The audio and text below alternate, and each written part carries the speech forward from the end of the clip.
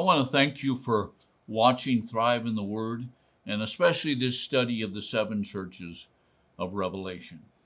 You know, my intention is not to talk badly about any one specific church.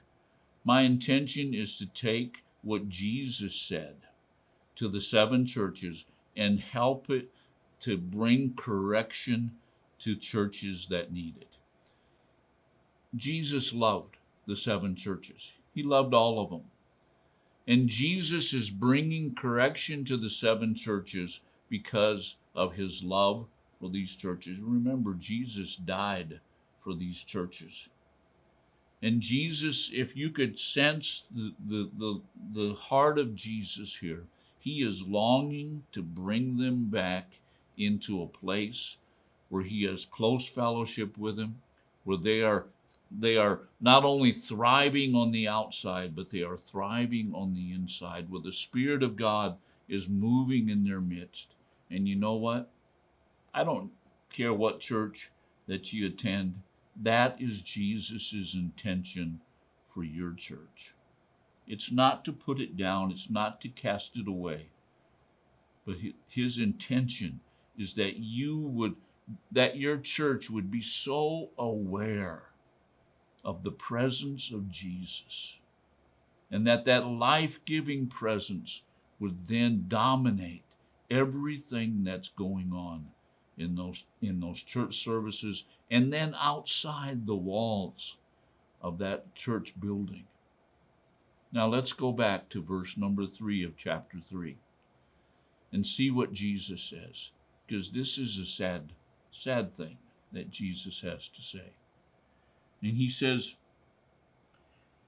therefore, if you do not wake up, and we've talked the last two sessions, we've talked about how to wake up a church. But Jesus says, you know what? If you make this decision to not wake up, if you make this decision that you're just going to continue and being this prestigious, nice-looking church that's doing a whole lot on the outside but dead on the inside, if you make that decision, then he says something very alarming. He says, I will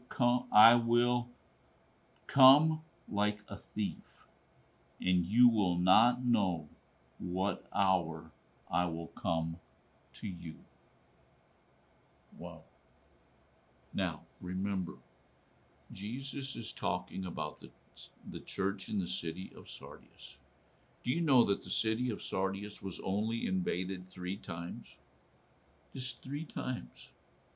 And each time it was invaded, it was completely destroyed. In fact, the last time that the city of Sardis was invaded, it was destroyed in such a manner that they said, you know what? We will never rebuild this city.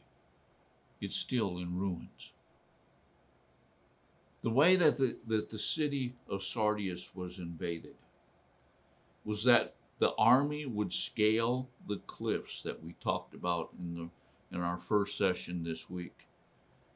There was cliffs on 3 sides. The army didn't try to march up the road that led into the only gate into the city. No, the army would scale the cliffs, and they would get in onto the inside of that city. And then, because the city was so complacent and so comfortable, when that army had scaled the walls and gotten in on the inside of that city, they would completely devastate that city. You know what? I believe there are a lot of churches today that the enemy has scaled the walls in silence during the night, and they've dropped down on the inside.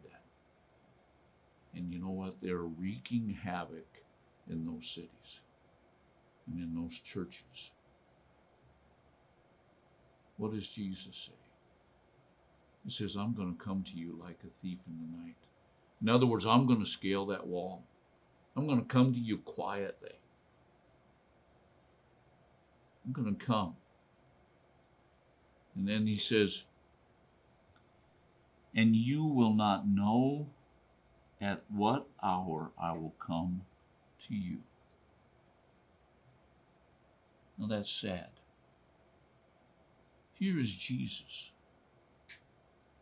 He shed his blood. He died on the cross so that these people could be in relationship with him. And he's saying, you know what? I have got to scale the walls just to come on the inside. And then when I get on the inside, you won't even know that I'm there. What a tragic thing for a church to be so caught up in what they're doing that when Jesus does come and he scales the walls and he gets on the inside, they don't even know he's there. You know, I think one of the greatest insults that a person could ever experience is that insult that comes with when no one honors them or no one recognizes that they're even there. And that's what Jesus is talking about. He's saying, I can't come through the gate, but I'm going to scale the wall.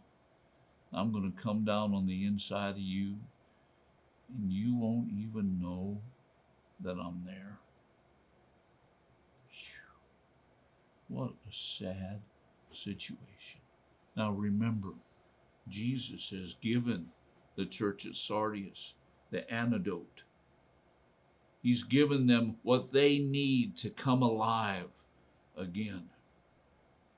But he's saying to this church, he's saying, if you choose not to do what I've asked you to do, not to remember what the teachings, not to stir up and to strengthen the things that remain, not to repent.